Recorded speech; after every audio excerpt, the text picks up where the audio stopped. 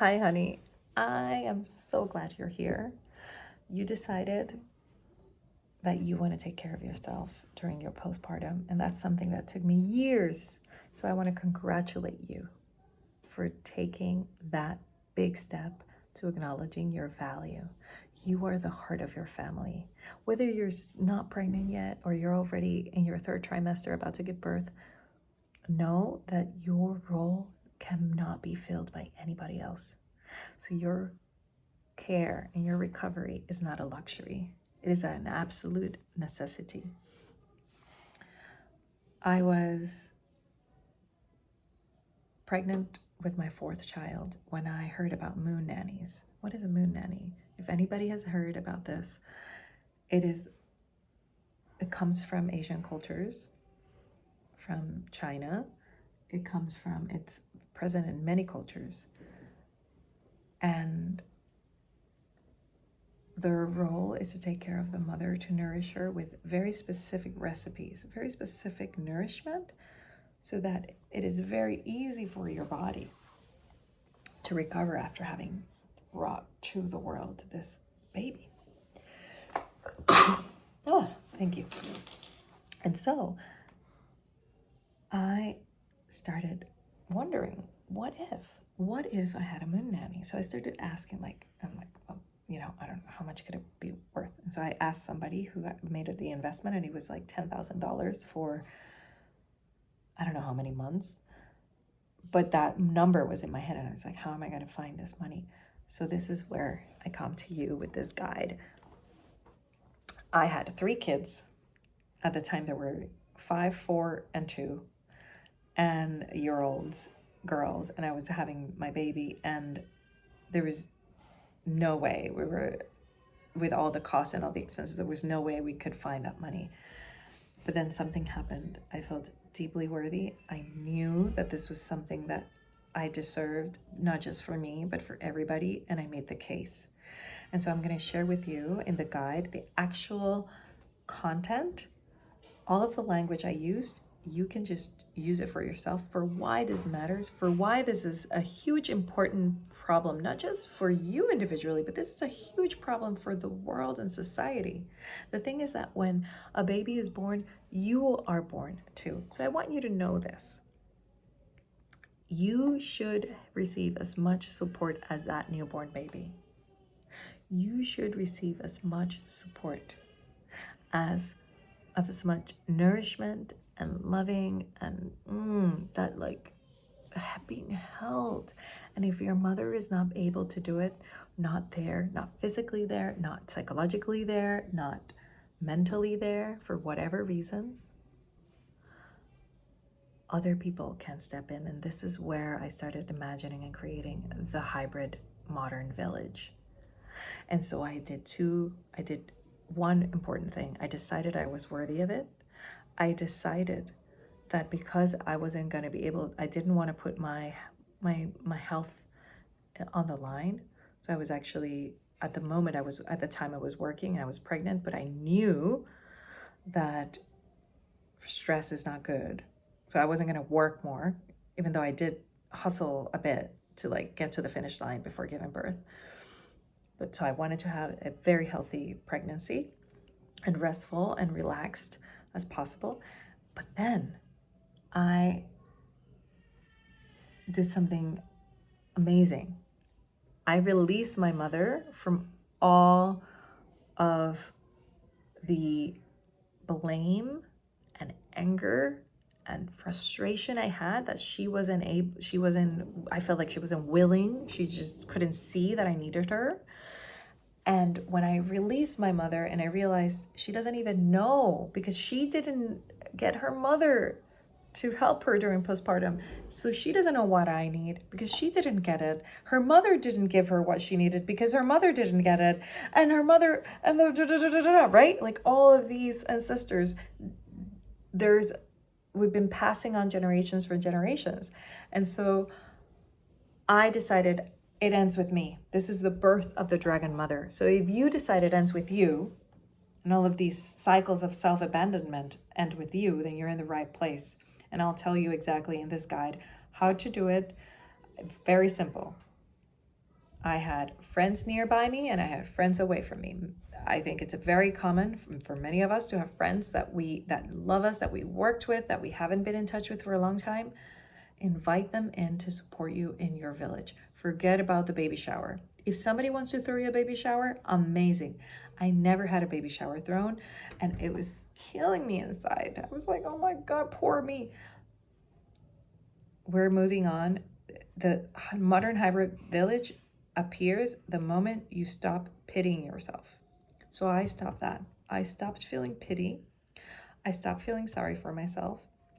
And I said, listen, this is an incredible opportunity, because I know that whoever is present there in that moment is a huge influence in the family, in the development of the children, and it is in turn a huge contribution to society, because the child and the family is going to be able to create a safe space that then turns into children who feel safe, that then turns into a society that has children that are creating a safe world. And so I created a landing page. I chose 10 champions. I decided, who are my 10 people who love me? And some people said no, and that was scary as shit. But I went for it anyway. Can you be my champion? Will you be my champion? Some people said yes and then ghosted me. Some people said yes and went full in. Some people said no and contributed. The people who said yes gave me more than even being a champion. So the champion idea didn't work for me. It might work for you, but how it ended up changing is that instead of a few people were my champions and then moved it in their WhatsApp groups and reminded people to donate to my campaign. And thanks to them, I was able to increase the amount of donations. And then there were people that said they were going to be champions, but actually ended up giving me feedback. So at first, it was like a campaign to ask for donations. But then somebody said, well, what about the people who don't know you? Maybe you can have something that you're giving them, some sort of digital item that they can download that you're giving them in return. And for us, because of our unique positioning, right? My husband is a musician. We have music. So we said, all right, if you, and I'm a writer. So I said, well, if you donate this amount of money, and I wanted to promote larger donations, if you donate this amount of money, you'll get this PDF and you'll get this song. And if you donate this amount of money, then we're going to give you this other things. And if you donate more, then we're going to give you, so it was like all of the above, right? And so I just became really creative. And it was things that were not attached to my time, because I knew that I was not going to be able to give my time. I have 4 kids. I had 3 kids at the time. And so I'm going to, all of this is on the document. You can actually take a look at the landing page so you can scroll through. So what I did is I used PayPal and Venmo and all of that. An alternative, a smoother way, is using Stan. There's a link on my Stan store that you can create your own and create different categories so that people purchase it like their products. But it's actually a donation. So it's a $25 product or a $50 product, a $100 product, $500 product. I actually ended up getting $1,000 donations straight to my account from friends that were seeing me and being so moved by my bravery, and they donated that amount of money to my recovery. I think the biggest part is feeling worthy to receive. Because honestly, I actually started at times feeling guilty, like, oh my God, they're giving me this money. I need to show up. And all of that programming, we have to let it go, because you've just delivered life. And so the other part was finding the right doula. So it was, part of it was mobilizing people so that I had the money, mobilizing people and creating a plan using WhatsApp, so that the people that are close to me will show up and will come and help me during those first 40 days. And before, creating hangouts so that people could cook with us and freezing all of those meals. So that was really awesome. So you want to freeze meals that you want to have ready, that you can just pop in the fridge, or that other people could come in and pop in the, not the fridge, but like pop in the oven or cook for you. And then you want to actually organize the support that you're going to need and like manage it with WhatsApp or place a manager. And then identify if you've identified all the people that are not paid, but then you might still need extra support. If you can get all of your support from people that are your friends and love you, that's amazing. You don't need to raise the funds. But if you actually don't have somebody who can say, hey, I'm going to take a week off or 2 weeks off to come live with you and like give you all the things you need. If that's what you need, then awesome. Find a way to train that person. Let me know if that's what you have. You have somebody who needs to be trained and will direct you to the resources so that that person has the knowledge to support you. But if you don't, then you want to find a doula who knows how to feed you. So I had a doula. I started looking for one. I learned about moon nannies, and then I started looking for the equivalent of that in my culture in Puerto Rico. And I found somebody who knew about traditional Chinese medicine, knew about Ayurvedic medicine, knew about our, traditional ways of cooking here. And I found that her name is on Instagram is Doula Caring. You can look her up. And I found that. You might be here because of her, actually. So I found her and I was like, oh my God, she's a gem. She's a gem. And she told me her rates. And I was like, oh, how am I going to pay this? So that's when I started fundraising.